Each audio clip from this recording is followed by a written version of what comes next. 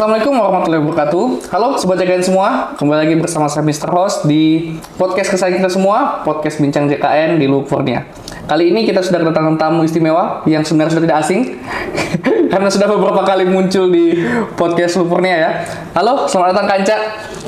Sehat? Halo, alhamdulillah sehat walafiat. Terima kasih sudah memenuhi undangan kami untuk kesekian kalinya. Siap. Untuk membagikan informasi terbaru terkait dengan program JKN. Kalau ada Kanca yang pastinya ada hubungannya dengan badan usaha ya. Badan usaha. Jadi, kita hari ini akan membahas terkait ketentuan baru Kak ya, terkait dengan penjaminan 6 bulan untuk peserta yang dinonaktifkan atau PHK. Oke, penjaminan 6 bulan bagi peserta PPUBU Benar. yang di PHK gitu. Jadi peserta yang bekerja dan ditanggung oleh badan usaha dalam program JKN itu biasanya dinonaktifkan oleh badan usaha atau pemberi kerja karena beberapa alasan yang biasa ditemui karena masa kontraknya telah habis atau yang bersangkutan itu resign maupun keluar atas kemauannya sendiri. Nah, salah satu alasan peserta yang dinonaktifkan itu oleh pemberi kerja itu yang mungkin cukup jarang adalah karena pemutusan hubungan kerja atau PHK. Benar. Oleh pemberi kerja dengan alasan yang tentunya internal ya, seperti itu. Yang jarang diketahui oleh masyarakat adalah bahwa peserta yang dinonaktifkan ini karena PHK ini dapat diberikan jaminan program JKN selama 6 bulan. Tentunya dengan mekanisme dan persyaratan atau kriteria khusus sehingga peserta yang bersangkutan masih dapat mengakses pelayanan kesehatan. Nah, inilah yang akan kita bahas lebih lanjut di podcast ini, Kanca ya, seperti itu. Nah, sebagai pengantar awal, Kanca mungkin boleh jelaskan terlebih dahulu bagaimana nih maksudnya dari nonaktif dengan jaminan dari BPJS Kesehatan. Adakah peraturan dan dasar hukum yang mengatur dan sudah sejak kapan ketentuan ini berlaku? Baik, untuk penonaktifan ini kan sebelumnya hanya pelaporan dari perusahaan itu biasanya karena mengundurkan diri, habis kontrak, atau resign, atau yang lainnya ya. Iya. Nah, cuma untuk yang saat ini bahwa kalau di peraturan Presiden nomor 82, nah PHK yang dimaksud itu dia untuk yang mendapatkan jaminan itu yaitu PHK karena penggabungan perusahaan, sakit berkepanjangan, atau perusahaan pilot. Nah, jadi untuk yang bisa mendapatkan jaminan 6 bulan di peraturan Presiden yang 82 hanya untuk 3 kriteria tersebut. Oh, berarti yang khusus 3 itu ya? Iya. Itu ya? Nah, namun dengan peraturan Presiden yang terbaru 59 tahun 2024 itu mengikuti Undang-Undang Nomor 6 tentang Cipta Kerja. Nah, bahwa peserta yang mendapatkan jaminan 6 bulan itu hanya bukan 3 kriteria tadi yang saya sebutkan, tapi yang mengundurkan diri, habis kontrak, resign itu bisa mendapatkan jaminan 6 bulan tersebut. Seperti itu. Berarti diperluas begitu ya untuk ini ya. Benar. Kondisinya ya. Iya. Oke. Nah, untuk ketentuan penjaminannya sendiri apakah sama dengan masih terdaftar sebagai peserta PPU atau ada perbedaan ini khususnya dalam mendapatkan hak kelas rawat yang sama? Yang mana untuk peserta PPU itu kan minimal kelas 2 ya kerawatannya. Jadi bagaimana? Jadi kalau untuk peserta penerima upah yang khususnya ini badan usaha, ketika dia resign, jika sudah terpenuhi dokumen yang dilaporkan ke kami, hasil verifikasi kami memang peserta berhak mendapatkan hak jaminannya di hak penonaktifan dengan jaminan 6 bulan.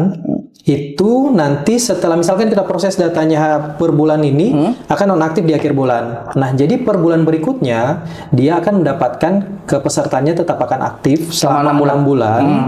Namun per bulannya dia tetap harus melaporkan dengan memberikan identitas diri, kemudian dengan surat pernyataan bahwa si pekerja tersebut ini belum bekerja. Nah, untuk kelasnya itu mendapatkan hak rawat inapnya di kelas 3 di kelas tanpa membayar iuran. Jadi iurannya tersebut itu bukan dibebankan ke perusahaan atau ke pemerintah atau kepada peserta, itu tidak ada biayanya. Jadi selama 6 bulan tersebut. Seperti itu ya. Iya.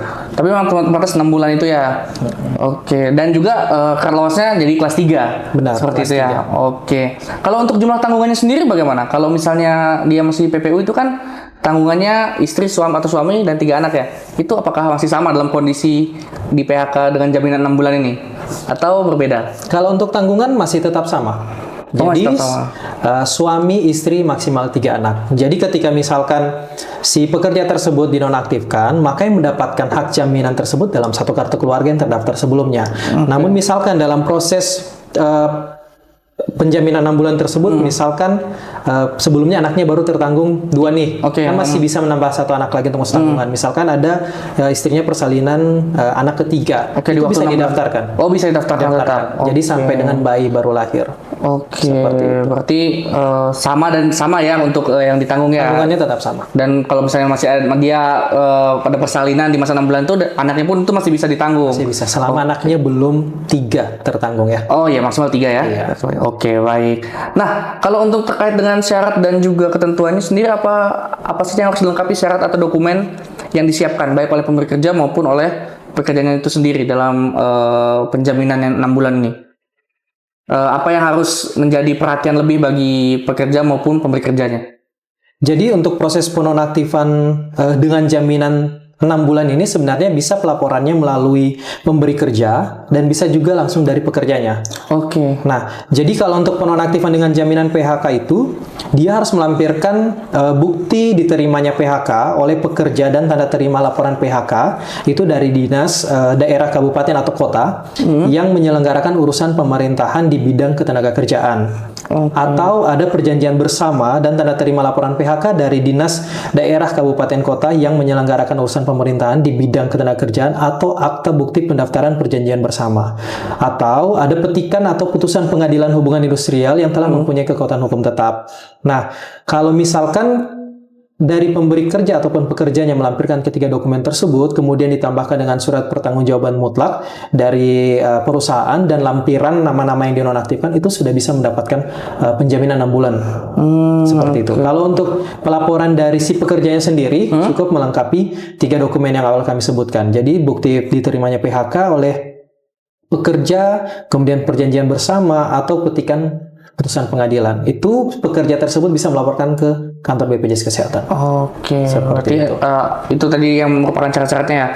Kalau sebagai insight tambahan, bagaimana cara pemberi kerja itu bisa memperoleh persyaratan tadi dokumen-dokumennya itu? Apakah memang di perusahaannya atau mungkin di mana dimintanya tadi? Jadi setiap perusahaan ini sebenarnya sudah ada aplikasi Edabu namanya ya. Nah, untuk form yang kami sebutkan tersebut itu sebenarnya ada di aplikasi Edabu.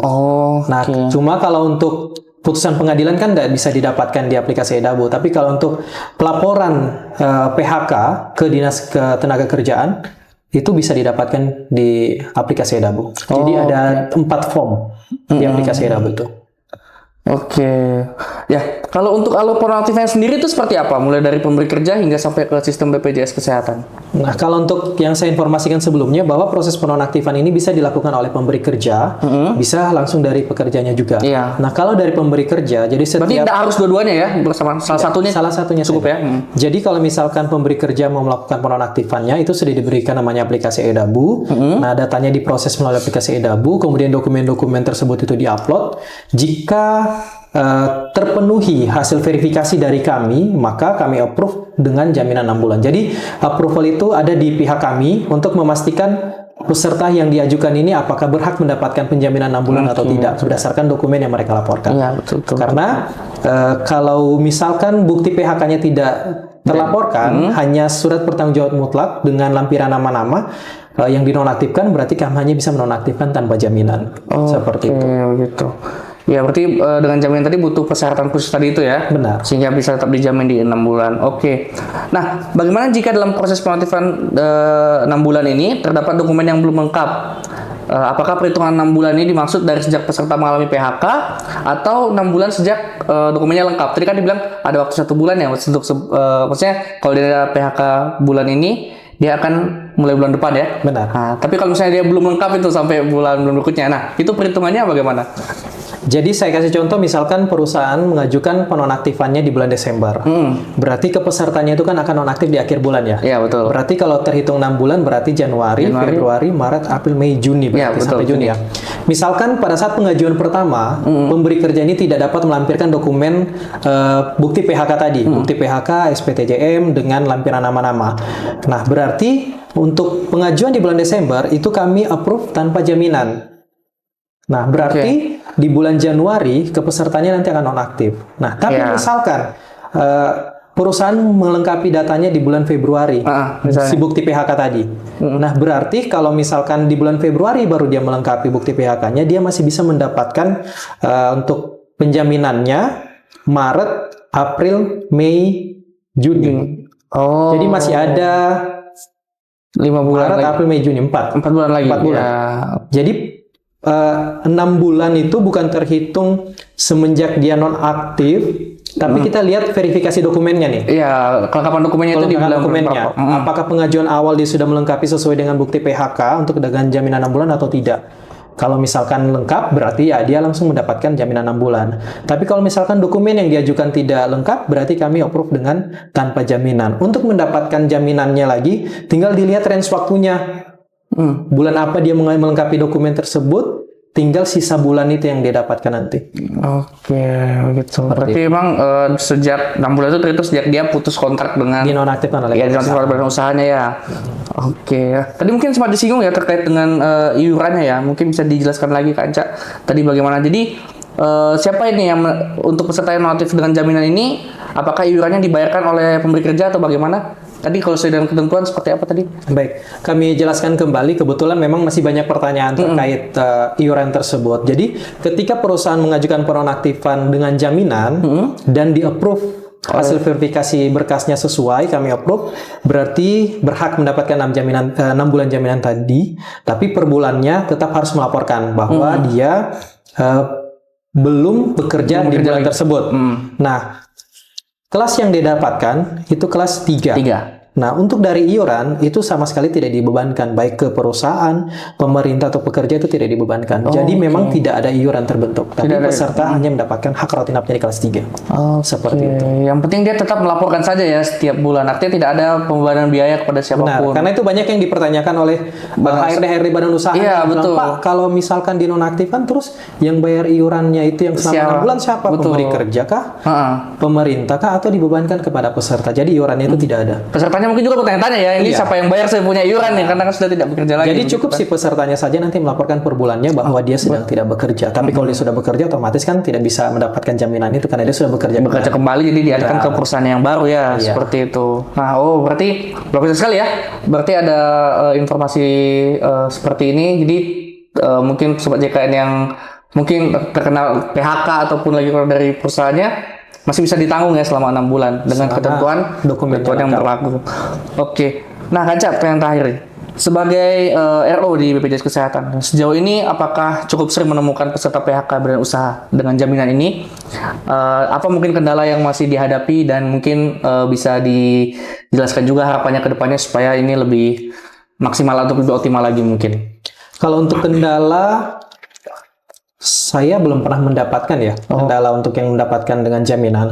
Kalau untuk yang menyesuaikan peraturan Presiden nomor 59 tahun 2024 itu baru deploy aplikasinya per tanggal 1 Desember kemarin. 1 Desember kemarin. Tapi kalau misalkan yang masih mengikuti peraturan yang sebelumnya, peraturan Presiden nomor 82 tahun 2018, mungkin kendala dari perusahaannya mungkin, karena kalau untuk mendapatkan jaminan 6 bulan itu kan harus ada keputusan pengadilan.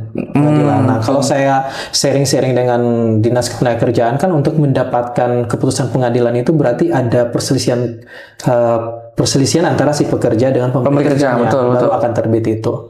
Nah, jadi kalau misalkan sebelum-sebelumnya dokumennya memang tidak lengkap, ya berarti kami nonaktifkan tidak tanpa jaminan seperti itu.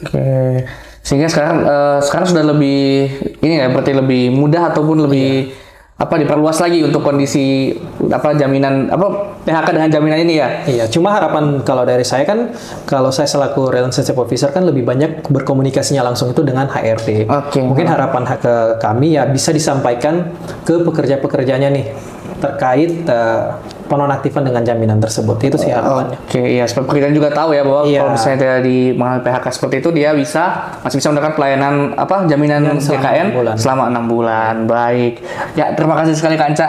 Hari ini insight-nya sangat bagus sekali. Jadi untuk sobat JKN semua mungkin sudah lebih paham ya terkait dengan jaminan selama 6 bulan apabila sobat JKN atau mungkin ada kerabat sobat JKN yang terkena PHK sehingga harus keluar dari perusahaan namun belum bekerja di Bekerja perusahaan kembali. baru ya. Jadi itu masih tetap bisa dijamin oleh program JKN tentunya dengan melampirkan syarat-syarat yang sudah dijelaskan tadi begitu. Baik. Jadi mungkin juga bisa berkoordinasi dengan HRD-nya masing-masing ya Kak Anca ya. Nanti biar HRD-nya yang berkomunikasi dengan Kak Anca langsung di BPJS terutama yang ada di Kabupaten Banggai dan sekitarnya. Kalau wilayah kerja Luwu kan ada 6 kabupaten ya. Iya.